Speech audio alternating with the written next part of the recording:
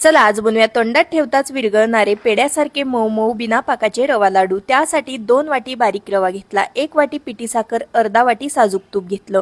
कढईमध्ये 1 चमचा तूप घालून अर्धा वाटी काजू हलकेसे परतून घेतले। त्यानंतर कढईमध्ये घेतलेल्या तुपापैकी 4 चमचे साजूक तूप घालून रवा घालून अगदी मंद आचेवरती छान असा फुलेपर्यंत भाजून घेतला। सर्व साहित्याची लिस्ट कॅप्शन मध्ये देते, नक्की चेक करा। रवा भाजल्यानंतर गॅस बंद केला। त्यानंतर यामध्ये पिठी साखर घालून व्यवस्थित मिक्स केलं। झाकण ठेवून 20 मिनिटांसाठी हे असंच ठेवायचं आहे।